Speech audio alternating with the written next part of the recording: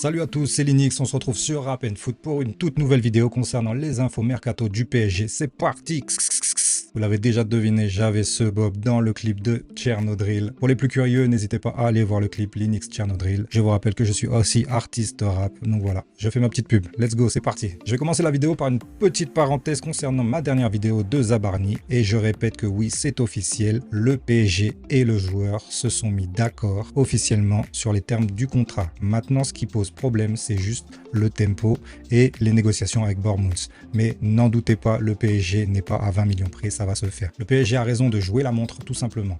Ça n'empêche que, dans tous les cas, je vous dis, Zabarni est un joueur du PSG. Et petite précision, ce n'est pas parce qu'il ne signera peut-être pas ce mardi, n'empêche qu'il pourra quand même être inscrit à la Coupe du Monde des clubs après la phase de poule. Je vous explique. Chaque équipe inscrite à cette compétition a une liste à fournir de 30 joueurs. La liste du PSG vient de tomber, on a inscrit 24 joueurs. Il y a une marge de 6, avec notamment peut-être des départs d'ici là et des joueurs remplaçables. Le mercato concernant la Coupe du Monde des clubs s'arrête ce 10 juin. Cependant, il réouvre dès le 16 juin. Des joueurs qui seront transférés entre-temps ne pourront pas jouer avec une deuxième équipe dans cette compétition.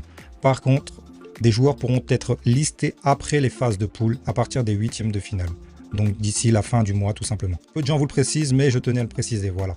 Zabarni se fera, le PSG prend juste son temps pour obtenir le meilleur tarif pour ce joueur. Donc arrêtez de me sortir en commentaire, c'est pas officiel, nanana. Oui, ça l'est, l'accord est officiel tout simplement, vous n'avez qu'à suivre l'actualité. Je vous invite à regarder la liste des joueurs retenus pour cette compétition.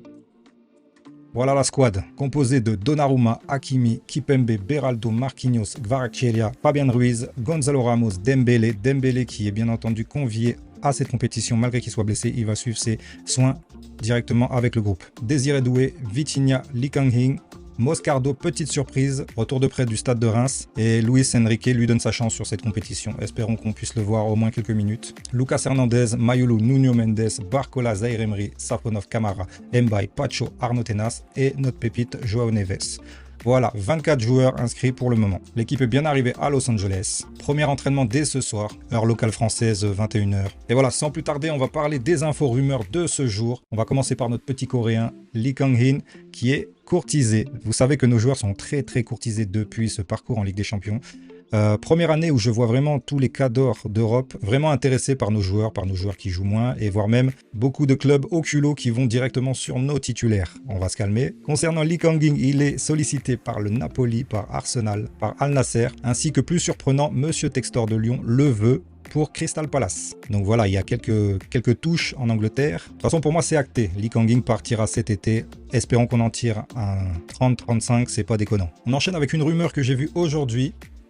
C'est monsieur Raphaël Leao qui est sur le marché des transferts. Il a demandé un bon de sortie au Milan AC et apparemment le PSG ne serait pas contre la venue du Portugais, sachant que c'est Campos qui l'a lancé au début de sa carrière. Avec une clause estimée à 175 millions, bon, le Milan savent très bien déjà qu'ils n'auront jamais cette somme. Il serait partant pour une somme comprise entre 60 et 75 millions d'euros.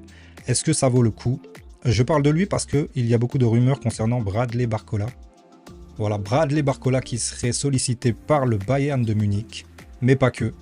Le FC Barcelone se serait renseigné et le PSG, j'ai l'impression qu'il serait ouvert à une vente cet été. Peut-être que Bradley n'a pas selon lui le temps de jeu adéquat à ce qu'il prétend pouvoir jouer. Mais bon, c'est surprenant, mais c'est pas déconnant. Et je pense que oui, un départ peut se faire de notre cher Bradley Barcola. C'est vrai qu'on lui a mis de la concurrence avec Kvaratskhelia, Doué, l'émergence de Doué. On parle d'un début de discussion pour le PSG qui ne débuterait pas à moins de 100 millions déjà. Quand bien même il viendrait à partir, 100 millions, je pense qu'on a de quoi se retourner pour trouver un joueur offensif. Et les médias ne mentent pas quand ils disent que ça devient le Portugal Saint-Germain.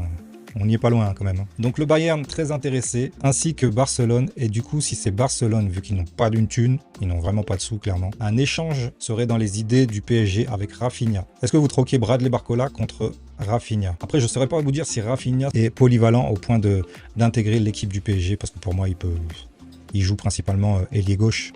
Je ne le vois pas vraiment ailier droit, je ne le vois pas vraiment dans l'axe à faire le faux neuf, donc je sais pas. Mitigé, mais dites-moi en commentaire ce que vous en pensez. D'autres joueurs sont courtisés par les plus grands clubs, et notamment Vitinha. J'ai entendu des rumeurs comme quoi le Real Madrid serait intéressé.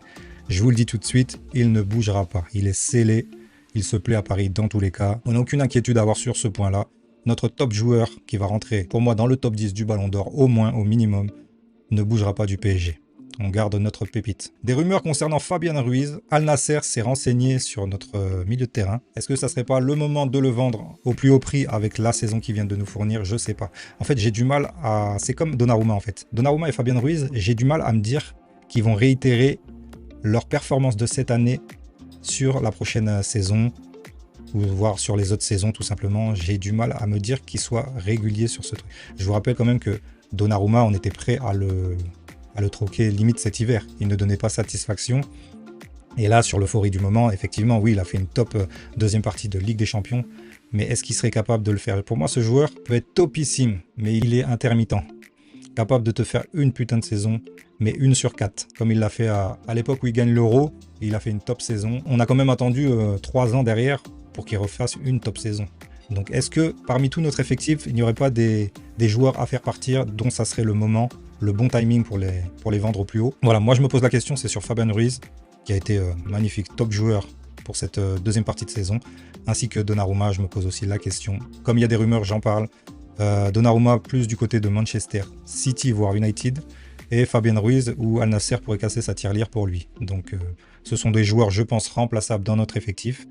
Il faudra peut-être y songer si les choses ne se déroulent pas comme le PSG l'entend. Tous ceux qui doutent de notre club du PSG, sachez que le financier n'a jamais été un problème. Mais typiquement l'exemple Zabarni, sachez qu'il sera parisien, je vous le dis direct, il signera au PSG. Donc ça sert à rien d'attendre. Si vous n'avez pas confiance en votre club, c'est votre problème. Moi, je suis très confiant. Quand Campos fait des offres officielles, car on a fait une offre officielle, il y a beaucoup de rumeurs, beaucoup de flûtes dans ce milieu. Par contre, quand Campos fait une offre officielle, c'est pour acquérir le joueur.